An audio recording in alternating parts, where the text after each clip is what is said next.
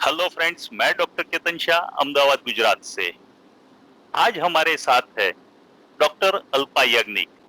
वो एक नेचुरोपैथ है और उनको हमने इनवाइट किया है कुछ फूड के रिलेटेड बातें करने के लिए। डॉक्टर अल्पा, इस वीडियो में मैं आपका स्वागत कर रहा हूँ। Thank you so much Ketan भाई। आपने बहुत जगह पे, बहुत सारे कॉर्पोरेट्स वगैरह में, बहुत सेमिनार्स में आप बोलते हो कि फूड एज ए मेडिसिन और food as a reversal agent. हमारे पूर्वज कई बार ये बातें करते थे कि हमने इतना हेल्दी खाना खाया है इसलिए हमें कोई नख में भी रोग नहीं है, या इसलिए हम इतनी हेल्दी लाइफ हम जी रहे हैं। क्या आप इस बात से सहमत हो? एब्सोल्युटली यस, बहुत सही बात है। बेसिकली मैं इतना बोलूंगी कि वो लोग जो खाते थे वो सीधा उनके फार्म से सीधा उनके घर में आता था और कुक करके वो सीधा डिश में उनके पिरोसाता था, राइट। पर अभी एक ऐसा है कि जो फार्म से जो भी उगता है फसल, वो पहले जाती है मिल्स में, फैक्ट्रीज में, और वहाँ पे वो पॉलिशिंग, प्रोसेसिंग, पैकेजिंग वगैरह होता है, जिसमें पूरे जो हमारा फूड का जो आउटर लेयर है जिसको ब्रांड बोलते हैं, जिसमें मैक्सिमम 60% न्यूट्रिशन हमारा वहाँ पे होता है ब्रांड में, वो पूरा निकल जाता है। तो जो पॉलिशिंग प्रोसेसिंग में जो सारी चीजें निकल जाती है, specially B series of vitamin and fibers and many minerals as well, तो वो निकल जाता है, तो हमारा फूड जो बना है वो पूरा डिप्लीट होके हमारे घर पे आता है, and that is what we are eating.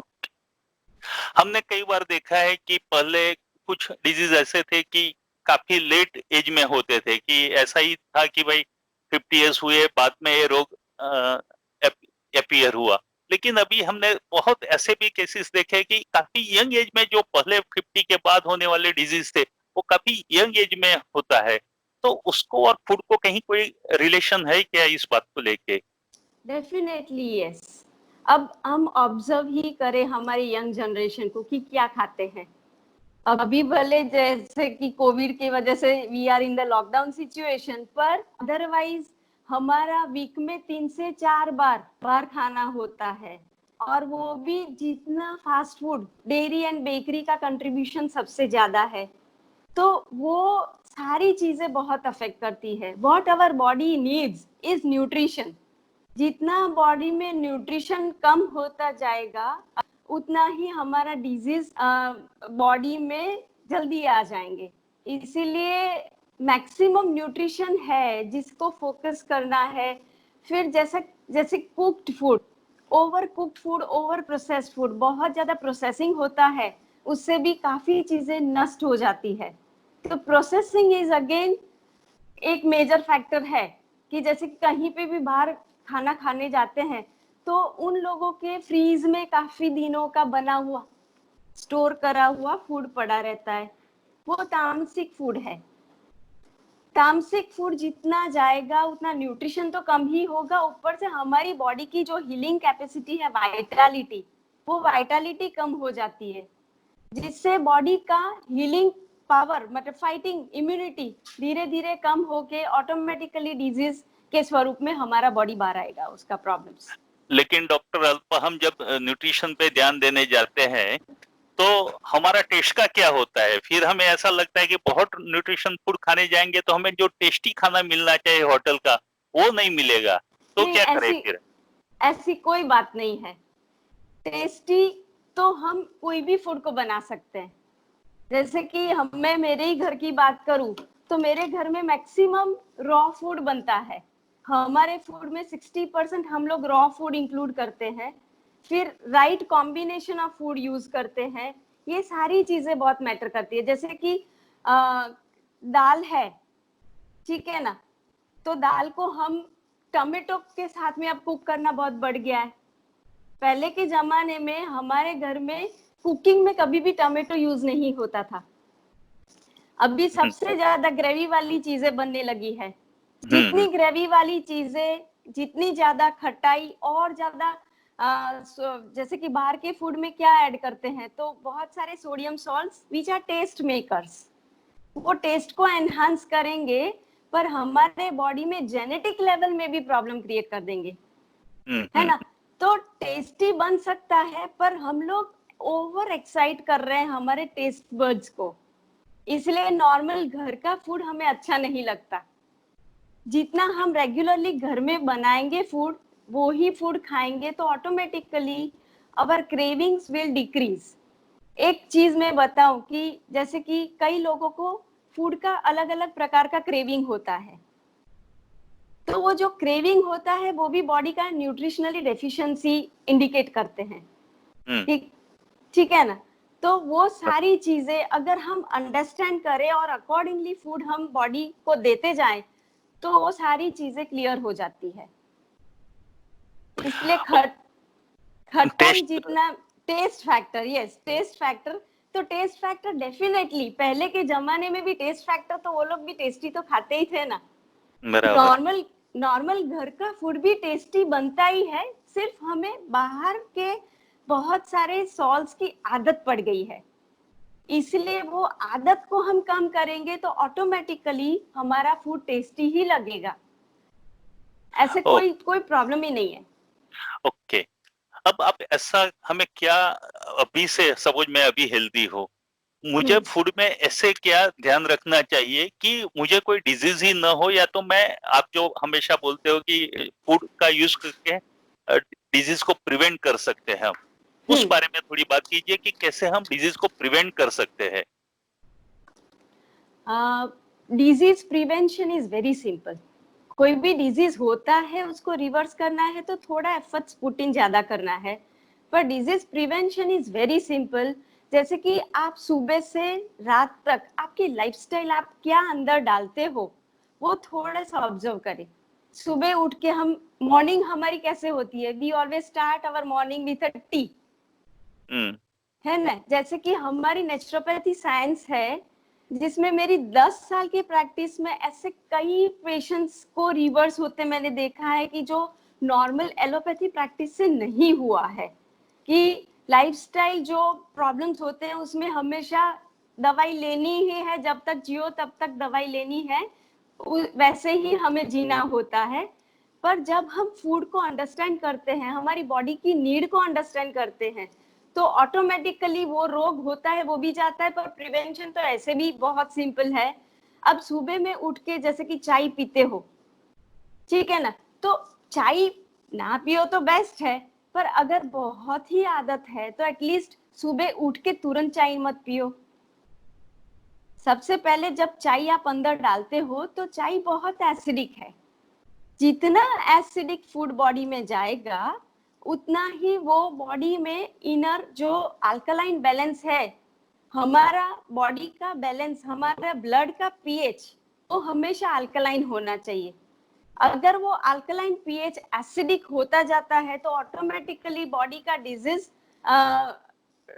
मतलब बहुत डिजीज कोई ना कोई रीत से बाहर दिखेंगे, राइट। तो जितना आप अल्कलाइन फूड खाएंगे, एसिडिक फूड कम करेंगे, तो ऑटोमेटिकली बॉडी की वाइटलिटी इतनी स्ट्रांग होगी कि कोई डिजीज को आने ही नहीं देगी। तब सुबह उठ के चाय तो क्या शुरुआत क्या करनी चाहिए, चाय की जगह कैसे शुरुआत करनी चाहिए? हाँ, अब चाय नहीं पीनी है तो सुबह में एटलीस्ट आप नींबू पानी पियो। कोई नींबू पानी नहीं पी सकता है, नारियल पानी ले सकते हैं। नारियल पानी भी नहीं ले सकता, किसी को हाइपर एसिडिटी है, तो थोड़ी सी रात को भिगाई हुई आप ब्लैक रेजिन्स, काली द्राक्ष, उसको भिगो के, डायबिटिक नहीं है तो उससे शुरू करो। तो इनर की, हमारी इनर एनवायरनमेंट, इनर सिस्टम को सही करना है। एक वेजिटेबल जूस, जनरली हम जूस पीते हैं पर फ्रूट्स का पीते हैं, और वो भी कई बार हम फ्रूट्स का जूस लेते हैं, वो भी एक बार एक साथ में नाश्ता होता है और दूसरी बाजू हम जूस पीते हैं, वो गलत चीज है। अब ये छोटी ही बात है पर उसका इफेक्ट बहुत बड़ा है। जैसे कि आप फ्रूट खाते हैं तो प्लेट भर के आप फ्रूट खाओ, कोई दिक्कत नहीं है। अगर वेजिटेबल जूस पीना है तो द बेस्ट है कोई भी एक वेजिटेबल जूस। जैसे कि घर में ककड़ी है, कि थोड़ा सा पुदीना पत्ता है, थोड़ा धनिया पत्ता है, मिक्सी में डालो, ब्लेंड करो, छान के पी लो। अगर उसमें थोड़ा टेस्ट ऐड ऑन करना है तो पिंच ऑफ काला नमक एंड लिटिल बिट ऑफ नींबू के थोड़े ड्रॉप्स ऐड ऑन कर दो, वो इतना बढ़िया जूस बनता है। मेरे घर में मेरा बेटा जो पहले कभी भी वेजिटेबल जूस नहीं पीता था, but he loves it now. कोई भी सीजन का वेजिटेबल जूस ऐड ऑन करो। अगर वेजिटेबल जूस भी नहीं है, आपको फ्रूट्स कन्वीनियंट है, तो प्लेट भर के फ्रूट्स खाओ, पर फ्रूट्स भूखे पेट ही खाओ। फ्रूट्स कभी भी खाने के साथ में मत खाओ, क्योंकि खाने के साथ में फूड खाते हैं, फ्रूट्स खाते हैं, तो it gives a very wrong impact in the body. वो हमेशा प्रॉब्लम ही क्रिएट करेगा। हमें ऐसे लगेगा कि मैं तो बहुत सारे फ्रूट्स खाता हूँ, मेरी मेरी फूड हैबिट्स तो काफी हेल्दी है, तो मुझे क्यों ये प्रॉब्लम हुआ। और क्या चेंज हम कर सकते हैं अपने डिजीज को प्रिवेंट करने के लिए, और हमारी लाइफस्टाइल में क्या, जैसे आपने बताया कि सुबह उठ के हाँ, चाय नहीं पीना है, फ्रूट से फ्रूट हाँ, का जूस लेना है, और क्या हाँ। क्या आप पॉइंट्स बता सकते हैं हमें? अब दूसरी बात, खाने के पहले, बिफोर योर मील्स, एटलीस्ट एक बोल जितना आप कच्चा खाओ। कच्चा क्यों खाना है वो मैं आपको समझाऊं, कि जो हम रॉ फूड खाते हैं उसमें एंजाइम्स होते हैं, and those enzymes are the healers for the body, and when we eat all those things in the raw form, तो enzymes हमारे बॉडी में इंटेक्ट जाते हैं। जब हम कुक करते हैं, हमारा खाना जब 45 डिग्री से अप होता है, तो वो सारे एंजाइम्स नष्ट हो जाते हैं, और वो एंजाइम्स जब नष्ट हो जाते हैं, तो हमारी बॉडी को जो, हमारी वाइटालिटी को जो हीलिंग पावर मिलना चाहिए वो नहीं मिलता। तो कोई भी एटलीस्ट आपका फूड जो भी खाते हैं, कोई खाने में, मैं ऐसे नहीं बोलूंगी कि भाई आपको कोई प्रॉब्लम नहीं है तो you can eat once in a while, पर कॉन्शियसली ईट करना है। और जो भी खाते हैं 50% रॉ खाओ। Try to eat more colourful things जो सीजन में अवेलेबल है। मैं मेरे पेशेंट्स को ऐसे बोलती हूँ कि आप सुबह से रात तक इतना ध्यान रखो कि 5 डिफरेंट कलर्स के फ्रूट्स या वेजिटेबल्स आपके बॉडी में जाने चाहिए। अगर वो नहीं जाते हैं तो थोड़ा सा एफर्ट्स पुट इन करके वो थोड़ा सा जाने लगे, वो ट्राई करो। खाने के साथ में एक्सेस ऑफ पानी मत पियो।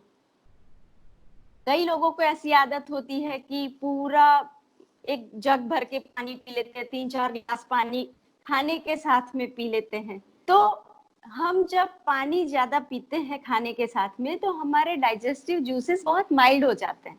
तो जब वो माइल्ड हो जाते हैं तो डेफिनेटली हम जो खाते हैं वो डाइजेस्ट नहीं ठीक से होगा, और जो ठीक से डाइजेस्ट नहीं होगा तो ऑटोमेटिकली हमारे इतने लंबे इंटेस्टाइन है, वहां पे थोड़ा सा स्टोर होके सड़ेगा, जो गैस, एसिडिटी, वो सारी चीजें हमेशा शुरू हो जाएगी।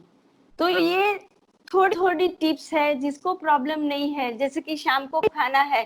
कई बार क्या होता है कि कई लोगों को 2-2 घंटे में खाने की आदत होती है। लंच लिया सपोज 12 बजे के आसपास, 2 भी नहीं बजे, अगेन कुछ खाना है, कुछ खाना है, ऐसे हो जाता है। तो ऐसा नहीं करना चाहिए। जो हम अनाज खाते हैं, अनाज को डाइजेस्ट होने में मिनिमम 4 आवर्स लगते हैं। तो हमारे मिलके 4 घंटे के बाद ही कुछ भी लेना है। आप पानी पी सकते हैं, पर खाना कुछ भी नहीं है। आप उसके बाद में जो लेना है, after 4-5 hours you can have. ये थोड़ा ऐड ऑन कर सकते हैं। और फूड को चबा के भी खाना चाहिए, हाँ, वो भी बहुत जैसे कि जरूरी है। बहुत सिंपल बात है कि मैं हमेशा मेरे पेशेंट्स को ऐसे बोलती हूँ कि हमारे मुंह में दांत कितने हैं? 32, राइट? तो 32 teeth when God has given, तो it is with a purpose. उतना चबाइए, एटलीस्ट उतनी बार चबाना चाहिए। एक कहावत है कि हमारा जो खाना है वो पीना चाहिए, और पानी है मतलब लिक्विड है उसको चबाना चाहिए। मैंने अगर भी मैंने भी ये कहीं ऐसा सुना था कि हमारे हाँ, आंतों को, मतलब इंटेस्टाइन को दांत नहीं होते हैं। हाँ, मतलब जो भी आपका दांत का काम है वो मुंह से ही करना है। सही है, सही, बहुत सही बात है। इसलिए जितना आप चबा के खाएंगे तो उतना हमारे इंटेस्टाइन को, इंटरनल ऑर्गन्स को डाइजेशन प्रोसेस में बहुत लोड नहीं पड़ेगा। ओके। आप आपने बहुत सेमिनार्स भी दिए हैं कॉर्पोरेट्स में, आपने खुद ने 3 बुक्स भी के ऑथर हो आप, और काफ़ी आपके फेसबुक वगैरह में भी मेरे ख्याल से डॉक्टर याग्निक वेलनेस क्लिनिक करके आपका फेसबुक हाँ, वगैरह भी हाँ, है और यूट्यूब चैनल हाँ, भी है। हाँ। लास्ट में मैं यही पूछूंगा कि फूड का रोल क्या पेशेंट को ट्रीट करने में होता है क्या? जैसे आप, आपका एक ये भी है कि food as a reversible agent, तो क्या कोई देखिए, डिजीज को भी रिवर्स कर सकते हैं हम फूड से? 110% कर सकते हैं, 110%। मेरे पास ऐसे अल्सरेटिव कोलाइटिस के डायबिटिक, तो इन्यूमरेबल डायबिटिक पेशेंट्स जो 10-10 साल से मेडिसिन लेते हैं, हाइपरटेंशन, डायबिटीज है, कोलेस्ट्रॉल है, तो ये सारे प्रॉब्लम्स जो हमने ही क्रिएट किए हैं, हमारी लाइफस्टाइल से ही क्रिएट हुए हैं, वो सारे प्रॉब्लम्स हम फूड और थोड़ी सी लाइफस्टाइल में चेंज करके 110% उसको रिवर्स कर सकते हैं। वो ओ, पॉसिबल है, बहुत बहुत इजीली कर सकते हैं। नो। और वैसे भी आज एक होलिस्टिक अप्रोच का जमाना आया है, ऐसा नहीं है, आपने हॉस्पिटल में भी देखा होगा तो डायटिशियन भी होते हैं, नेचुरोपैथ भी होते हैं, तो हम्म, और वो लोग भी एडवाइस करते हैं कि आप योगा करो या बैलेंस डाइट खाओ, और उसके लिए स्पेशल कंसल्टेशंस भी होते हैं उनके पेशेंट हम्म, के। हम्म, तो आज एक होलिस्टिक की ओर दुनिया जा रही है, हम्म। तो उसमें जो भी आपने आज नॉलेज दिया है, वह चाहे है छोटी-छोटी बातें, लेकिन उसको हम अगर समझ के अपने जीवन में यूज़ करें तो डिजीज़ को भी हम प्रिवेंट कर सकते हैं, और जो डिजीज़ हुआ है, उसको भी हम रोक सकते हैं या तो रिवर्स ला सकते हैं। सही बात है। और मैंने कुछ अभी अपने एक्सपीरियंस में थॉम कुछ शेयर करना चाहते हैं हाँ, तो? मैंने अभी इतना बढ़िया एक कोट पढ़ा था। It was written by Thomas Alva Edison.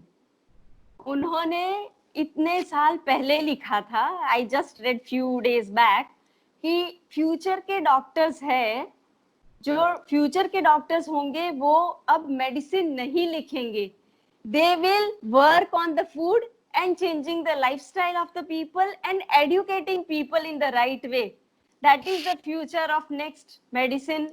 That is what I have read and I was या, रियली वेरी हैप्पी। ओके। तो डॉक्टर अल्पा हमारे फैमिली फ्रेंड भी है, और मैंने उनके घर इसलिए ही जाता हूँ कि वो जो हेल्दी फूड लेकिन बहुत इतना टेस्टी बनाते हैं, इसलिए ही हम कई बार उनके घर जाते हैं, और उनके जो आर्टिकल्स है वो भी इंटरनेशनल जर्नल्स में भी पब्लिश हुए हैं, और काफी मन से वो अपना फूड भी प्रिपेयर करते हैं, और इतने ही मन से अपने पेशेंट्स को भी वो ट्रीट करते हैं, और बहुत अच्छे रिजल्ट्स हमने देखे हैं। तो डॉक्टर अल्फा, थैंक यू, आपने टाइम निकाला और आप यहाँ आए, और हमारे दर्शकों को जो भी आपने माहिती दी, हो सकता है उनसे उनके हेल्दी लाइफ के लिए और शायद पहला कदम होगा। तो thank you very much. Ketan भाई, एक मैं चीज बोलूंगी कि हाँ। हमारे सारे व्यूअर्स को, कि आप मर्सिडीज लेते हो, सपोज आपने मर्सिडीज खरीदी, तो हम्म, मर्सिडीज में क्या आप केरोसिन डालोगे? नहीं। नहीं ना। तो मर्सिडीज में केरोसिन नहीं डालोगे तो मर्सिडीज तो आप दूसरी भी ला सकते हैं। ये बॉडी अगर बिगड़ गया, दूसरा नहीं आएगा, तो उसमें इतना ध्यान रखो, what you are putting in, वो ध्यान रखो। थोड़ा सा कॉन्शियस रहोगे तो ये कोई प्रॉब्लम, कोई डिजीज हमारी नजदीक भी नहीं आएंगे। केतन भाई, okay, thank you so much. Thank you very much, thank thank you. You.